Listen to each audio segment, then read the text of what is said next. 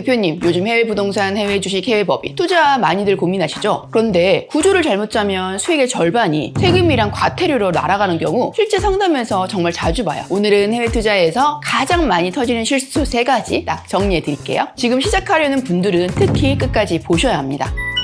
첫 번째 실수는 이거예요. 우리 회사 이름으로 미국에 건물을 하나 살까? 법인으로 사면 왠지 내 이름도 안 나오고 멋있어 보이지 않아? 이렇게 하면 한국 법인의 이름으로 해외 부동산을 직접 사는 경우가 돼요. 문제는 나중에 팔 때인데요. 예를 들어서 미국 부동산이라고 하면 현지에서 세금을 낼 거예요. 그리고 이중과세 규정에 따라서 매각되는 금액의 일정 비율을 또 원천징수를 하거든요. 물론 외국에서 낸 세금을 한국에 가지고 들어오면 한국에서는 전체 수익을 한국 법인 입장에서 세금을 신고를 또 합니다. 그리고 신고한 세금에서 해외에서 낸 세금은 외국납부세 공제라고 해서 빼게 되어 있어요. 근데 구조에 따라서는 현지 세금과 원천징수 한국 법인세까지 합치면 건물은 잘 팔았는데 내 통장에 남는 건 세감상 반도 안 되는 상황이 충분히 나올 수도 있습니다. 해외 투자에서 제일 위험한 구조가 뭐냐면 현지 법인이나 펀드, 신탁 이런 구조 없이 무턱대고 한국 법인 이름으로 사는 경우예요. 나라마다 조세조약 적용 방식도 다르고 법인세나 원천징수 체계 자체가 다르기 때문에 처음 설계할 때부터 어느 나라를 고를 것인지 어떤 법인으로 부동산을 매입을 하실 것인지를 같이 보셔야 합니다. 두 번째, 해외 계좌 신고입니다. 이건 많은 대표님들이 세금 신고라고 착각을 하시는데 사실은 정보를 국가에다가 보고하는 의무에 가까워요. 규정은 이렇습니다. 한국인 거주자나 국내 법인은 해외 은행이나 증권의 계좌 잔액이 매월말 기준으로 5억 원을 넘으면 그 다음 연도 6월에 해외 금융 계좌 신고를 하셔야 해요. 여기서 포인트는 2개인데요. 잠깐 넣었다가 다시 빠져도 포함이에요. 한 달 중 하루라도 5억 원 이상이 찍혀 있으면 신고 대상이 되십니다. 그리고 두 번째는 해외 법인이 100% 가지고 있는 경우 그 법인 계좌까지 신고 대상이 될 수 있어요. 법인 명의니까 괜찮겠지 하다가 그 기준을 넘겨놓고 깜빡하시는 경우도 많으시거든요. 만약에 이걸 신고를 안 하면 어떻게 되느냐? 신고 안 한 금액의 10%는 과태료가 나올 수가 있어요. 고의로 누락을 하면 사실 형사처벌이나 해외 재산 유출에 대한 명단 공개나 추가 추징까지 세금보다 과태료가 훨씬 더 아픈 상황이 되게 됩니다. 그래서 해외 투자하실 때는 얼마를 벌었느냐 보다 해외 계좌에 얼마가 찍혀 있었냐 그것도 같이 보셔야 합니다. 세 번째는 정말 많이 나오는 케이스인데요. 해외 법인에서 투자 잘해서 돈을 벌었어요. 근데 그 돈을 한국으로 가지고 올 때 그냥 내 개인 계좌로 받으시면 됩니다. 이런 식으로 구조를 짜놓는 경우예요. 세법에서는 해외 법인이 번 돈을 대표님 개인 계좌로 가지고 갔다? 그거는 배당이나 급여나 기타 소득인데 왜 신고 안 했어요? 라고 물어보게 되죠. 한국 거주자는 국내에 있던 해외에 있던 어디서 번 돈이라고 하더라도 전 세계에서 번 모든 소득에 대해서 신고할 의무가 있습니다. 해외에서 벌고 해외 계좌로 받았고 한국에 안 갖고 왔으면 괜찮다. 이렇게 생각하시는 게 가장 위험합니다. 문제는 수익 규모 그 자체보다 누가 어떤 순서로 돈을 받느냐 하는 거예요. 해외 법인, 한국 법인, 대표 개인 정상적인 절차를 밟았는지 각 단계에서 법인세나 배당소득세가 적정하게 신고가 되었는지 그게 핵심입니다. 해외 투자 구조를 볼 때 제가 꼭 같이 보는 포인트는 3가지입니다. 첫 번째, 투자 주체. 개인으로 할지 한국 법인으로 할지 아니면 해외 법인을 하나 더 만들지 각 단계별로 세율이 다르고 한국과 그 나라 사이에 이중과세 방지 조약이 어떻게 걸리는지에 따라서 실질적인 세부담이 완전히 달라집니다. 두 번째는 자금 흐름입니다. 원화를 외화로 환전해서 해외로 송금을 하고 투자하고 회수하고 재투자해서 배당받을 때까지 그 흐름을 그림으로 한번 그려보셔야 해요. 어느 구간에서 원천징수가 되고 어느 구간에서 법인세가 나오고 어느 구간에서 개인소득세가 붙는지 한 번씩 계산을 해보는 것이 중요합니다.